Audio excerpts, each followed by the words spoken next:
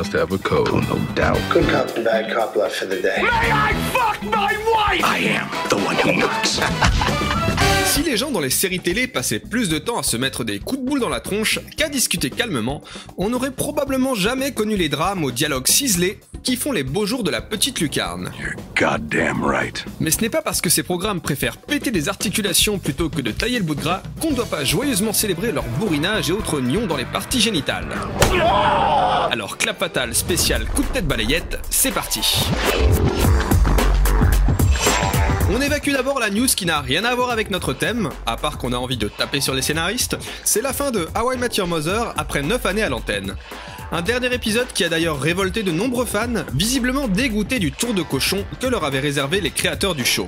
Soit un final à la Lost, qui invalidait l'intégralité de la dernière saison, en même temps que l'intégralité de la série. On passe à l'incontournable reprise de Game of Thrones, qui a débuté sa 4e saison dimanche dernier sur HBO. They know I saved the city, they know I won the war.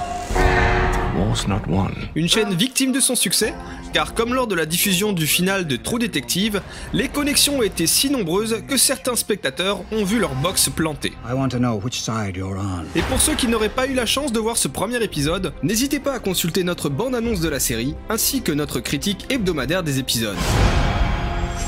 On continue ensuite avec l'annonce de 2 résurrections surprises de série. D'abord Jack Bauer, le action hero de la série 24, qu'on retrouvera le 5 mai à la télé sur la Fox, après 4 années d'inactivité et une adaptation cinématographique avortée. Cette nouvelle saison se déroulera à Londres et mettra Monsieur Bauer face à, je vous le donne dans le mille, une attaque terroriste. A noter que cette fournée ne comptera que 12 épisodes seulement, mais couvrira bien une journée entière dans la vie de ses personnages.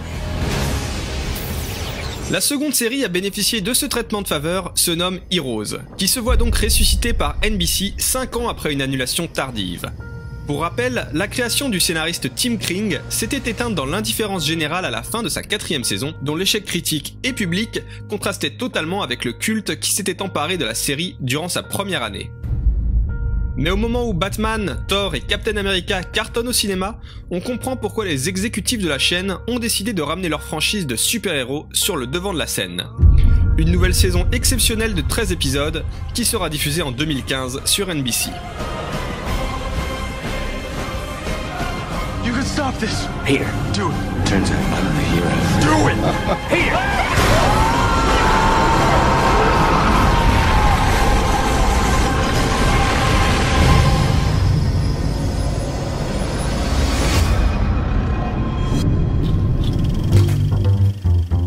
Qui aurait parié que le nom de Alan Ball, scénariste oscarisé d'American Beauty et créateur de Six Feet Under et True Blood, puisse un jour être synonyme d'action over the top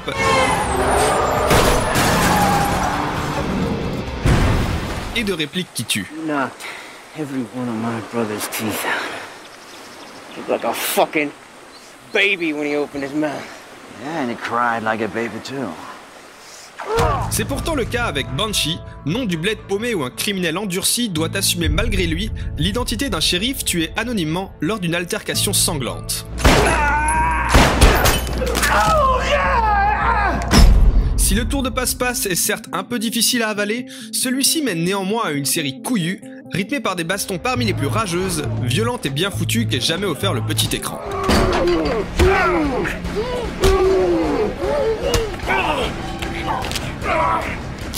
Le plus déconcertant dans tout ça, c'est que Banshee pourrait presque se contenter de la capacité hors norme de son personnage principal à botter des culs. Mais au-delà des méchants diaboliques qui pullulent, la série se permet en plus de développer des personnages sensibles et fouillés, qui confèrent au tout une atmosphère unique, sublimée dans une seconde saison qui use avec talent du montage alterné, et dont les dernières minutes du final promettent une saison 3 endiablée. Bref, si Banshee aurait pu n'être qu'un plaisir coupable pour Macho Man lobotomisé, elle est finalement une excellente surprise qui saura largement combler les fans d'action en même temps qu'elle satisfera les amateurs de thrillers et de drames criminels pas trop exigeants.